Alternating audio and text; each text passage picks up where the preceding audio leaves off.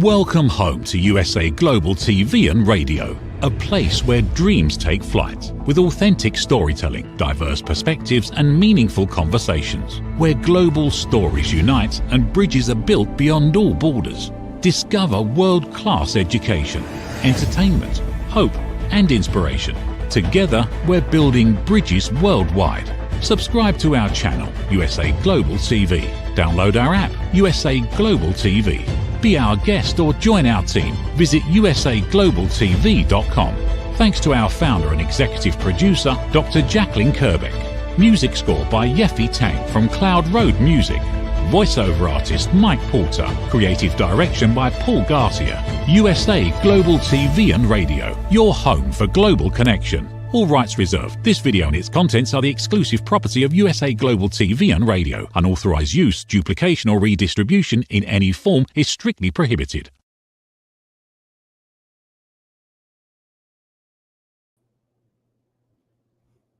Red O'Loughlin here on the USA Global TV and Radio Network, and our show today is called The Wise Ones. And my guest today is Bill Brown. He's been the voice of the Astros for over 30 years, and I'll get to him in just a minute. He'll be joining me.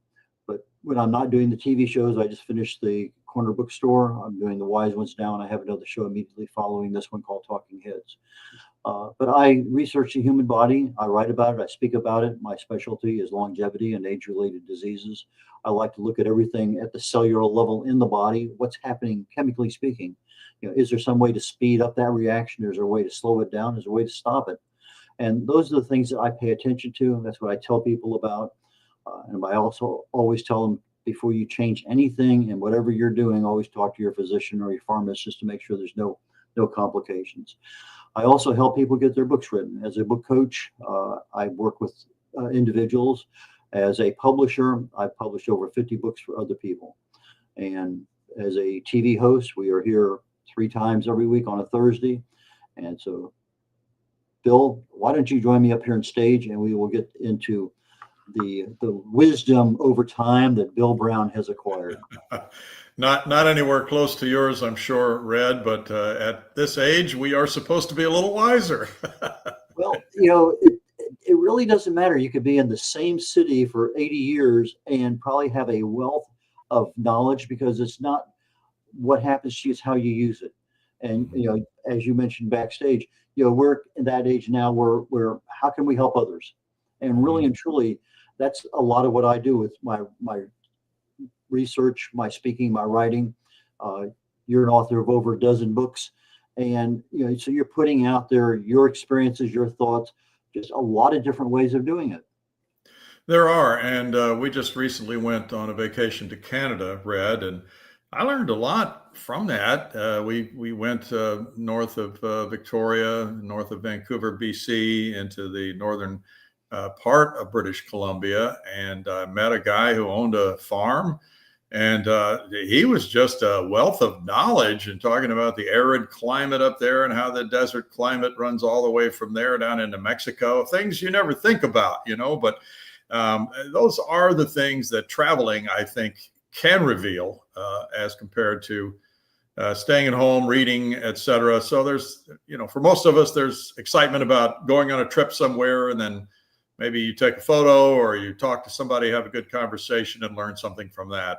And trying to pass that along, I think, at this age, whether it be on Facebook or to our grandkids or whatever the venue might be, is part of the challenge of it, part of the joy of it, being this age. Yeah, we had our first great grandson about a little over a year and a half ago now. And one of my plans, I haven't executed it yet, is to do a series of videos on a private YouTube channel, so that 10 years from now or whatever, here's 40 videos of all the questions you would ever want to ask me. And so that's one of those things I do have planned. But anyway, getting back, your book, Wartime Athletes, is a little different, because when we write about our memoir, we write about something that we know, that's one thing. But we write about other people, and it involves a lot of research, it involves a lot of understanding, and then we also apply it to a lot of what we have in our own world. But we left you were on the corner bookstore recently, and we went through how your evolution of writing and all that. That's for that show. But for here, one of the things that I wish we had had more time for was that when you're studying these athletes, they go off to war. Sometimes they come back. There's trauma. There's depression. There's anxiety. There's drama. And they still, in some cases, not all, but in some cases, come back and be a fully qualified major league athlete again. And there was, I know you wanted to mention a couple of examples of that we really didn't have time to talk about last time, but why don't we pick that up here and we just kind of wander on down the road? Yeah, I think, Red, there is inspiration. Many of us are inspired by athletic performances that we see or read about or hear about. And I did encounter a couple of soldiers who had been athletes. One of them was a pitcher coming up in South Carolina. And he really wanted to pitch in the major leagues, but he got drafted in the Army, and he wound up in Italy. And he had many wounds. He was left for dead on the battlefield. And yet the soldiers who were there, who were still living and thought to be dead, were examined by the medics. And he was discovered to be alive. And at that point, the medics said, well, we need to take your leg. And he said, no, you're not taking my leg. I'm a pitcher, and I'm going to need this leg. So at that point, he agreed that they would amputate his leg below the knee. And they said he was risking death to do this. But it wasn't going to stop him. He was just so determined to pitch someday in the big leagues.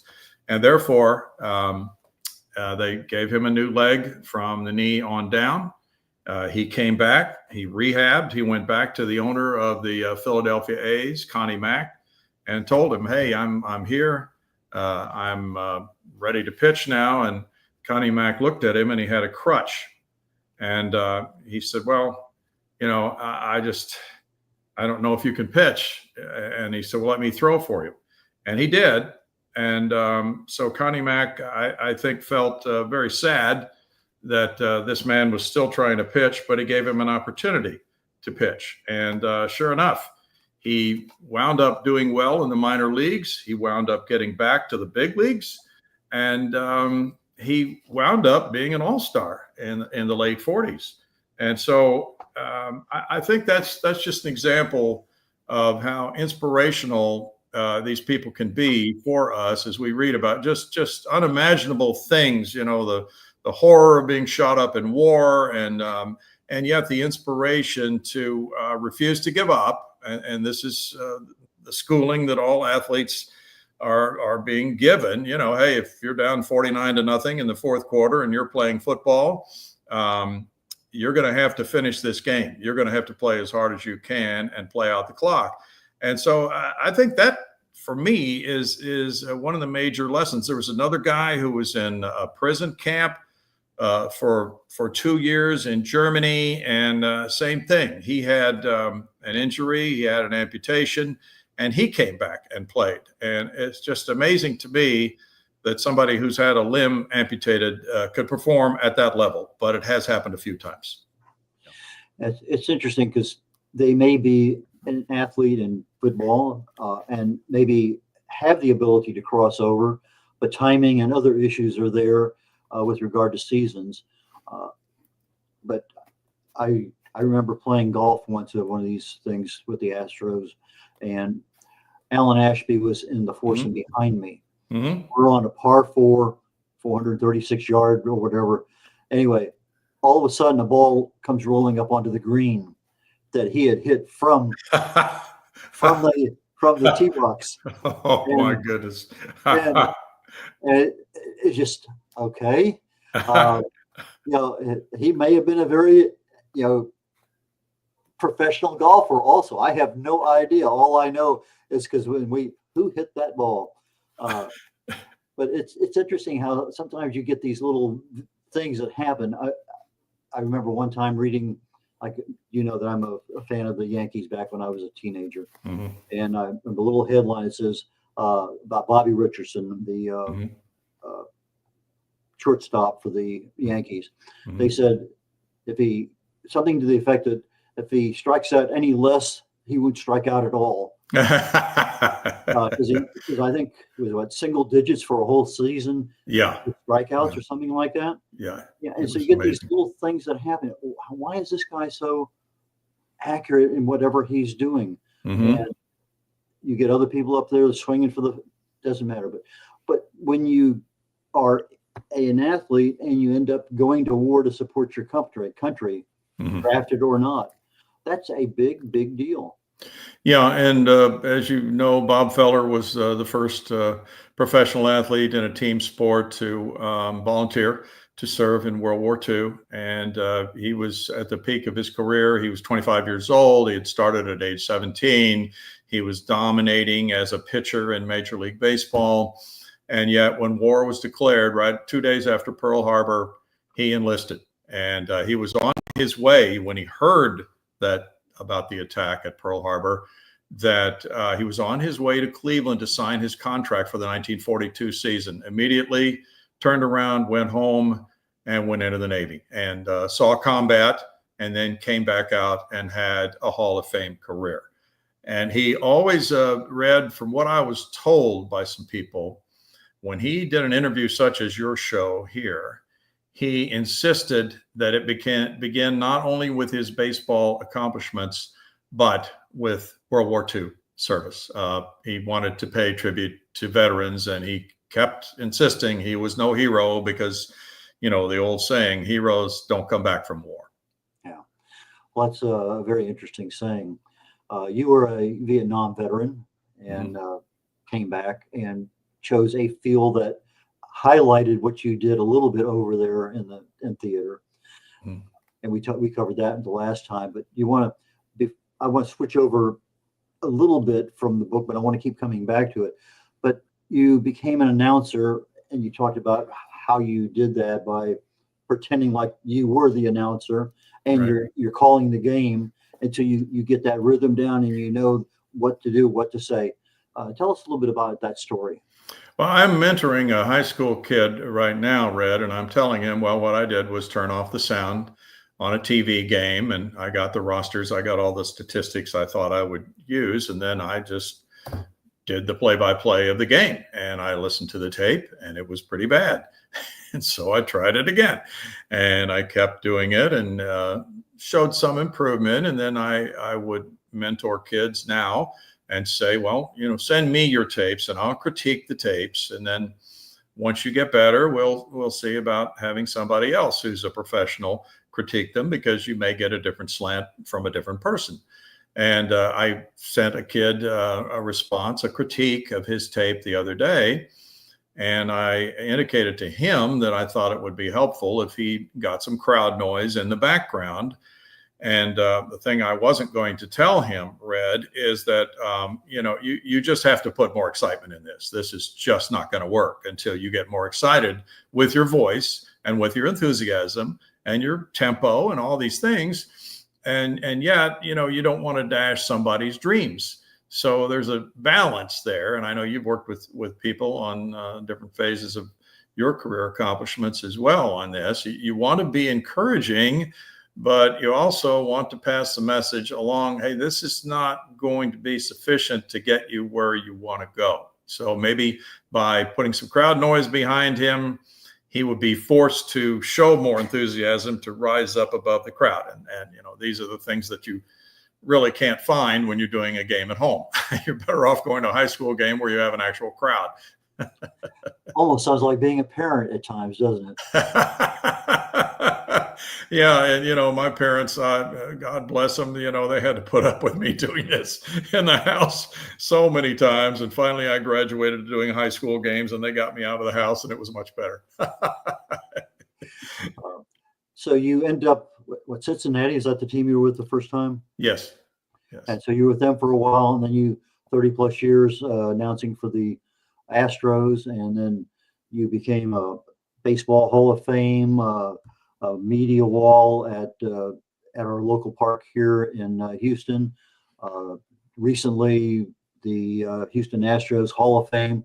So you've been around the block more than a few times, and probably have 2 or 3 rooms full of awards and recognitions and citations and this and that and whatever. But which one of those awards really means the most to you? Well, I think probably the Astros Hall of Fame, Red, would mean the most to me. But and this might be for another program, but I know you've won awards as well. And when we get up in years, we are so appreciative of the gifts that we've been given. God gave me the gift of a voice and of the ability to communicate. And you have those same gifts. And many of us in broadcasting do honestly get on our knees and thank God for those every day. But yet, when all is said and done on this earth, there's going to be a time when you are not doing a TV show on USA Global TV and radio because we're not here. And there's a better life out there. So I think it's wonderful to have awards and to celebrate them. But there's something bigger out there, and that is salvation for me. And as you mentioned at the very beginning of the show, being able to help somebody else. Yes, that I know you do this, and like me, I'm sure you get probably as much, if not more, satisfaction from helping a kid as you do from any award that anybody could give you. And there's a lot of different ways of doing that. My undergraduate degree is chemistry and math and physics minor. I love mathematics. And it's just something to me. I have the ability to, okay, this is how it works. And I taught stat for 3 years in college, and trying to, I would give tests, but okay, not all the information's there, or there's too much there, because that's real life. Not just here's 4 pieces of information, you plug it into a form, but you have to take that information and make it usable so that people, okay, do I have enough? Can I make a decision? Do I have too much? What do I need to throw out? And I think that's part of that process we go through in imparting our wisdom to others and saying, okay, fine. What else do you need? You were talking about a minute ago, having that crowd noise, being able to know you have to get excited at times, when that 3,000th hit comes along, or it becomes a grand slam, or it's a no-hitter, or whatever it may happen to be. You have to have that emotion to follow that voice. And obviously your face is not on TV, but the voice is there, and that voice is a big connector with everybody else out there in the with listening world. That's exactly right. And on television compared to radio, there's less talk. There's more use of the analyst than there is on radio, because on radio, the play-by-play guy has to paint the picture, and it takes longer to do that. But that's what he's tasked with, because all of us who are listening to him on radio are in effect blind. He has to paint the canvas to tell us exactly what's going on. But on TV, it's more subtle, and it's more a matter of supplementing the video that people can see in their homes. And it's also a matter of not speaking at usually the most dramatic moments. That's the time the play-by-play guy and the analyst lay out. We just let the pictures and the crowd take care of it. Interesting when you talk about the radio, because I listen to the radio a lot for ball games, and used to run and have a radio thing, and I could follow what was going along, and whether it was a ball game or the mystery theater that I'm listening, and the sound effects and the plot and everything developing. And you're right, because I never really gave a lot of thought to that. Audio announcer has to paint the picture, whereas I'm looking at the game at the same time everyone else is. I already have a lot of the picture filled in. I know what's going on. So that was worth the price of admission today for me. Thank you. Very good. Well, as you probably have read about Vin Scully, who's the best baseball broadcaster ever, in my humble opinion, when he was a kid, that's when the old radio console sets were in the living room. There was no television, and he would lie down on the floor underneath the radio console and just marvel at the sound of the crowd. He just fell in love with the crowd as it came through the radio. And I think that he used the crowd better than anybody who's ever been a sports broadcaster. And it just always stayed with him. He was always fascinated by it, and that fascination never left him. And, to me, that's another thing too, Red, that a lot of guys, even our age, are still doing play-by-play broadcasting. And it is because they still have that wondrousness, that fascination of a child at what is about to happen that we don't know yet. Well, Bill, we're getting ready to go to break here in just a few seconds. When we come back, I'd like to go down the road of how do you know when it's time to retire, and how do you actually switch your mindset from I've been doing this for 30 years into what's my next 30 years going to look like? Very good. Very good. I'm excited about that.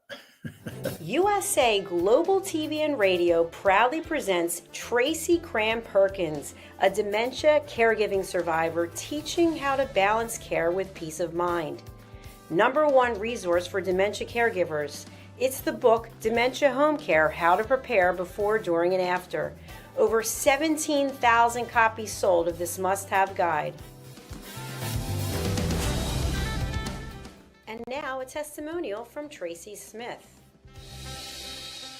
If I was to describe this book to someone who is going through a similar situation, I would underscore how important it is to have some sort of a tool or a guidebook to help you through certain stages. And there's so many, it's such an unknown topic to the average person. And to have this as a reference is essential. It's going to help you get through it personally, as well as help your loved one manage. To learn more, go to tracycramperkins.com. Tracy Cram Perkins is an award-winning author. She's also the host of Dementia Home Care television show. Watch it here on USA Global TV and Radio.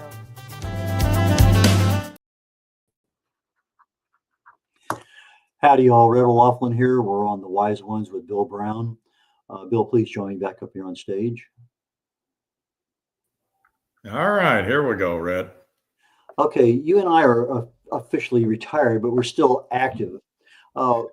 When did you decide it was at least worth thinking about retirement before you actually said, okay, I'm going to pull the plug? I was fortunate that the Astros were great employers, and they worked with me on reducing my travel schedule. For about the last 3 or 4 years, I did games for them. I reduced my schedule to 100 games compared to 162 game schedule. We didn't televise all of those, so we'll say 150.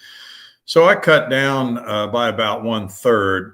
And the travel is the most difficult part of the job of being a baseball broadcaster, because usually a series is either 3 or 4 games long. And for instance, the Astros right now are in the midst of a 10-game homestand, which is their longest of the year. And then they will only have about 6 home games remaining for the rest of September. They'll be on the road.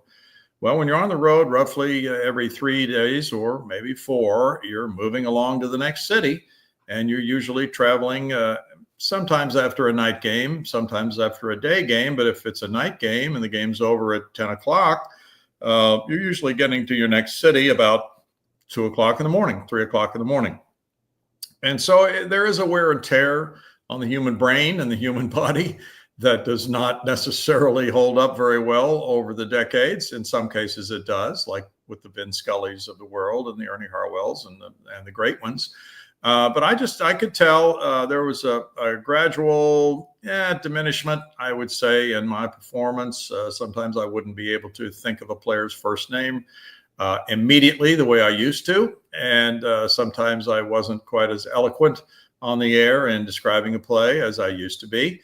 And I just felt that was a good time for me then, after the 3 or 4 years of the reduced schedule, to go ahead and take it to the house, as they say. And as you've indicated, Red, then it becomes a little daunting if you're blessed enough to be in good health and you're still wanting to do some things other than travel and be with your family. What is it you're going to do?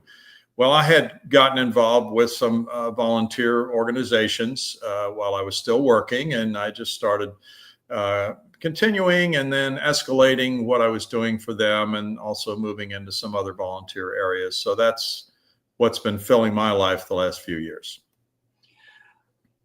Well, as long as you don't forget your wife's first name, I think you're probably going to be okay for a while. That's trouble. That is trouble. Yeah, unfortunately, my wife volunteers with me in some of these organizations, so that makes it even better.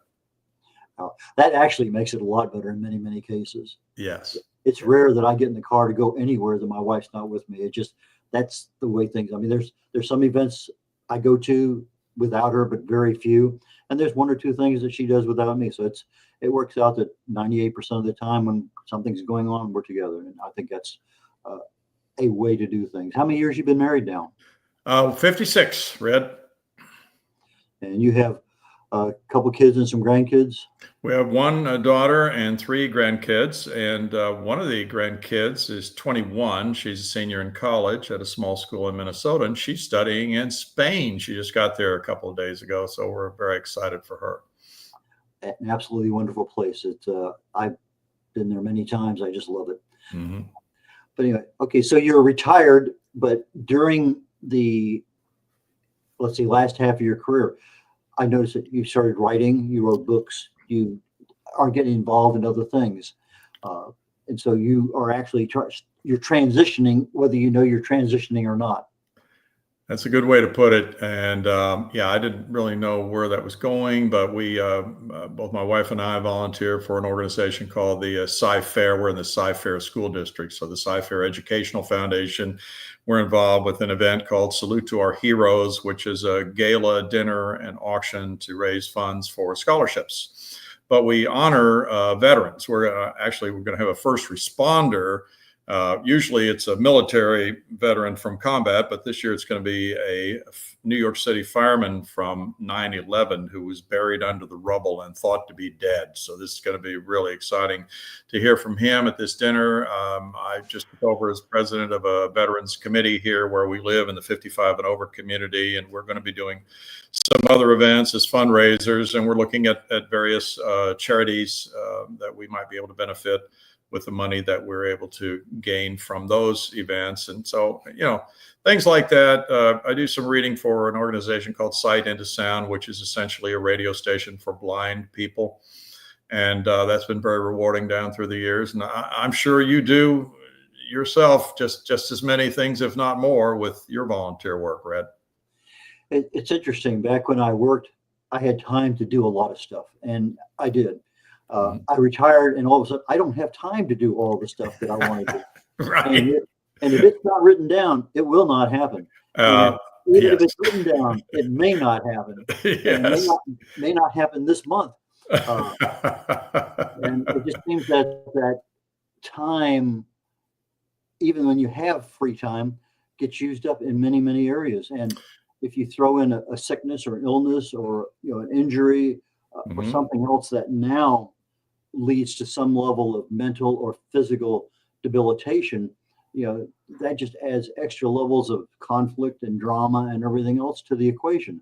Yes, it does. And I don't know about you, but the older I get, for instance, this last book, I was just so captivated by this book. And, a book can kind of take over your life. Not that it should, but you'll wake up at 2 or 3 o'clock in the morning sometimes and think, oh, I forgot about this in the last chapter. And so it does really rule your thinking, and it becomes a gestation period of cranking this book out. But then once you finish, I think it's a good idea to take a break. And I don't plan to do any more books, Red, but it's just something that can really dominate your thinking and become sometimes a little bit too time encompassing, but that's the way it is when you're involved with books. Now, never say never. True. Sometimes a thought will occur. I got to get this out to the world. You just never know. Yeah. Because something just stimulates a little part of our brain. That's right. I think you mentioned it earlier. You've got to be healthy in order to do what you want to do. What do you do in your world as far as health goes? I work out. I do, 30 minutes of cardio, whether it's treadmill or walking around the neighborhood. Play golf a couple times a week. Play pickleball. So I'm lucky enough that my wife's going to have knee replacement surgery here pretty soon. But Fortunately, I've avoided that so far. And, most of my buddies have had a hip replaced. So I've been very, very fortunate on the physical part of it. Lower back, not so much. So, you just have to avoid those activities that become problems. And actually being active and you're probably more active than what they would say, be active at least this much. You've well exceeded that. There's no doubt. I like to push the envelope. And when I started playing pickleball, I fell 4 times on the court. And so every time I'd go into the chiropractor, he would say, "Pickleball again?" And then my buddy said, "You don't have to try for every ball that's hit. You can say, 'Nice shot, Jim.'" And so that's what I do more and more, Red. Wisdom. Yes, wisdom, yes. So you're telling people that when we get a little bit more mature, that transition is going to happen, and you don't want to walk into work one day and find out, here's your retirement. Well, I wasn't planning on retiring for another 4 or 5 years. I think you need to be, at least once you hit 50, 55, that has to be something, and whether it's financial planning, but the health, all those things. But things can change literally in a heartbeat. I'm so glad you brought that up, Red. I think it's really a key, especially if you're fortunate enough to be a sports broadcaster, we'll say. And I have friends who did not want to retire. They did not want to quit working, but their companies decided they would make a change. I was fired once upon a time back in the 80s. I was 40 years old, and I didn't think I would get back into sports broadcasting. I was preparing for another career at that point. That's how the ebb and flow of the broadcasting business, as far as being on the air, can go. But you're absolutely right. That preparation for retirement needs to begin at a young age. And I think 40 is too late to prepare. I think 30 is almost a little late to wait for getting into a 401k and IRAs and things of that nature. And that's difficult when you're putting kids through college, but we all have that balancing act. But we always know we're going to make more money down the road because we're going to be working longer and making more money. So we never worry about it. We spend it all up front. So that life goes on, and it is what it is. Yeah, it is. But, it's so much of a blessing to be in retirement and not be worried about the financial aspect of it. And that takes a lot of planning. It does. Yeah. I walked back in from lunch one day. In fact, it was December 7th, 2007. And I got a note saying they want to talk to you in HR. Okay. I go down and they said, "Here's your retirement paperwork." That's how I was told, but they made me an offer I couldn't refuse. It was a very, very nice offer, but I didn't want to retire. It wasn't part of my plan at that point in time. And then, I got upset about it for 30 minutes or so. And I said, that's a clue that something's happening. And I decided that I don't want to work for anyone else. I'll keep doing stuff. And I started down this direction and kind of branched out a little bit, and things got not more involved, more complex. Right. And, I need to give this up. I need to get better at this. And so you start making adjustments and said, okay, fine. I need somebody to help me with this. Okay. YouTube. Oh my goodness. YouTube helps me more than almost anybody else in the world. True. No, and you and I are kind of running parallel paths here that, we can't avoid learning the technology if we want to do these things, but we're going to need some help with learning that technology. And sometimes we know what we need to do, but we just need to be reminded.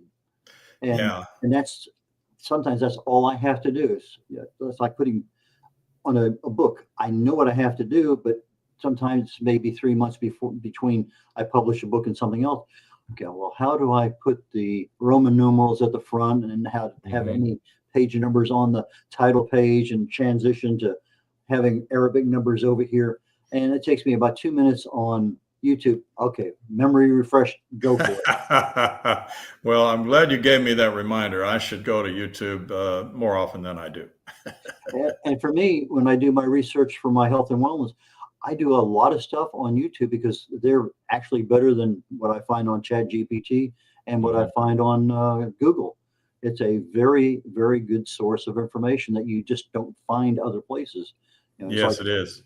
yeah, what causes Alzheimer's? Well, this and this. Okay. But if I put in, what about caproic acid? It has nothing to do with Alzheimer's, just a term that came to mind. If I said caproic acid and Alzheimer's, here's 3 articles. The search engines don't give you what you want. You have to prime the pump a little bit in order to get there. And so I find a lot of things, well, that's interesting. Let me dive a little deeper. So, but to me, in what I'm doing, it's a mentally challenging, but I want that deeper dive, but I don't want to go down the rabbit hole too far. And that's something that I really have a problem with sometimes. I understand it, and it can happen to any of us. And I think we want to continue our learning even at our advanced stage. And so, yeah, it's great to read, but I don't remember as well what I just read. So there's that. And I think it's a really interesting time of life. And I'm sure we both know people who do suffer from dementia. My dad had Alzheimer's, and unfortunately, Mom couldn't handle it anymore, and we had to put him in a home, and he didn't know us. And that's unfortunately going to be more and more typical of our age group now. We try to take the precautions that we can take, but we have to prepare for that. And that's a part of the retirement savings that you talked about. We can't really feel good about preparing for having dementia for 10 years and being in a home at the expense of that if we haven't really done a major job of saving our funds. And then you have something like a pandemic that pops up out of nowhere and changes your world. Yeah, and it was such, our oldest grandchild, I think really suffered from being in college during the pandemic and not being, you're doing all the college classes online, but that lack of interaction with classmates is just something that I think really stunted his college growth during that period. Well, we're at that point in time where I'm going to ask you, how do people get in touch with you if they want to have you be a keynote speaker at an event, if they want to have you show up somewhere? How do people get in touch with you? My email address is bbillbrown, bbastro, ASTRO at AOL.com. And I enjoy doing that. I'm not obsessed with making money off speaking fees. Just want to try to help out on some charity efforts and things of that nature. And your most recent book is called Wartime Athletes, and that can be found almost anywhere. It's on Amazon, and it's done well so far. And we're doing some things like my good friend has a foundation, and he sponsors a golf tournament fundraiser for the Green Beret Foundation. And so he wanted to have 160 wartime athlete books to give to the 160 golfers. And we're going to make that happen. And things like that, as you know, that's a real passion and a real joy when it turns in that direction, Red. You're absolutely right. Bill, thank you so very, very much for joining me today. And I am sure at some point in time in the future, we'll connect again. So again, thank you. Thanks again, Red. Sure enjoyed it. We're concluding the Wise Ones here on the USA Global TV and Radio Network. Today we had Bill Brown, former play-by-play announcer for over 30 years with the Houston Astros. My next show is in about 24 minutes here, and it's called Talking Heads. And today my topic is, let me read it because it's a little longer than normal, 6 vital moves to transform your health and extend your life. And what I'm looking at today is what things can you do that have clinical evidence that they work, that extend your life by 10%, 20%, 30%, whatever it may happen to be. And so there are certain things out there that if you understand how the aging processes happen in the body, what can you do to speed up the right ones, slow down the wrong ones? And that's what I'm going to be going into today, talking about those kind of pathways and what things really and truly help us age and remain healthy. That being the end of the show. So take care, y'all. Bye now. 5 Little Known Secrets for Dementia Caregivers with Tracy Cram-Perkins. Hi there, I am Tracy Cram-Perkins, the host of the Dementia Home Care Show here on USA Global TV and Radio. I am also the author of the book of the same name. And you'll see this QR code.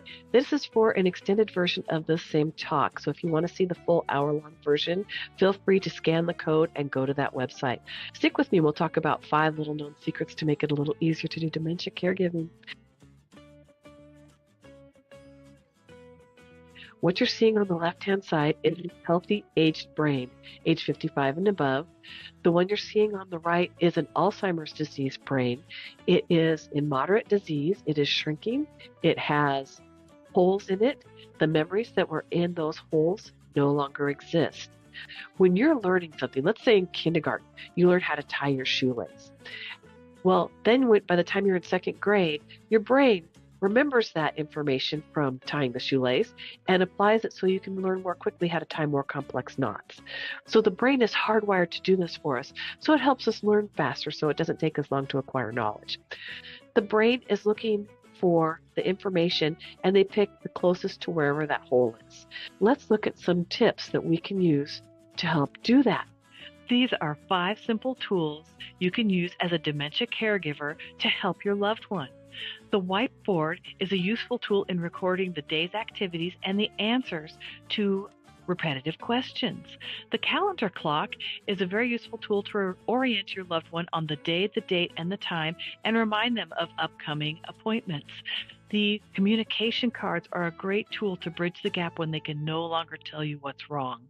And then there's the pill minder, for when your loved one is still able to take pills but needs prompting.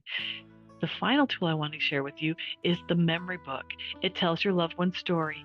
It's a great tool for distraction, redirection, also as a conversation starter, and telling you where they are in their story so you know how to answer their questions. Music is probably the most powerful tool in your toolbox after laughter. Music is a way to maintain connection. It sticks with your brain longer than any other thing, including reading. When you're having an issue with somebody, you can play their favorite music if you move them to another room, something that makes them happy, or you can start singing songs together from their childhood. These are some of my favorite books for caregivers. My show airs on the 3rd Tuesday of every month, and you can view past episodes on YouTube. Thank you, everyone. This program has been brought to you in part by Tracy Cram-Perkins. Connect with her and order her book at tracycramperkins.com. For more information about Alzheimer's disease, support resources, and how you can help, contact the Alzheimer's Association at 1-800-272-3900 or visit their website at www.alz.org. They offer 24/7 helpline support and a wealth of information to assist you and your loved ones. We face daily cyber risks, spending over 7 hours of screen time, including 4.5 hours on mobile phones. This convenience comes with significant dangers, with cybercrime costs predicted to exceed $10.5 trillion by 2025. In 2023 alone, seniors lost over $3.4 billion to cybercrime. Our goal is to make social engineering concepts of cybersecurity easier to understand. We work with business teams, senior living facilities, investment companies, and educational institutions, both individually and in groups. We offer real-life examples to help you recognize and prevent attacks, with sessions available both in person, in selected regions, and remotely. Schedule your training session, or to learn more, contact us today. Call us at 847-845-9360. Email us at info@cybersecurityeasy.com. Protect your team and family with cybersecurityeasy.com. Thank you, viewers and listeners of USA Global TV and Radio, for joining us today. We're honored to have your time and attention as part of our global community. At USA Global TV and Radio, we believe in the power of authentic conversations, meaningful connections, and creating a world of possibilities together. Want to be part of something bigger? Join our team of elevated listeners at usaglobaltv.com, a space where your voice matters and your ability to listen transforms relationships. Stay connected with us across all our platforms for thought-provoking discussions, expert insights, and empowering stories. Subscribe to our channels at youtube.com/c/USA Global TV. Follow us on social media and explore the endless opportunities we're creating for growth, learning, and inspiration. Together, we're not just broadcasting, we're building bridges and changing lives one conversation at a time. For inquiries, contact us at info@usaglobaltv.com. Music by Johnny Dies. Produced by Executive Producer and Director Dr. Jacqueline Kerbeck. Voiceover by Mike Porter. Creative Direction by Paul Garcia. All rights reserved. Copyright 2025. Visit usaglobaltv.com to view our full terms and conditions.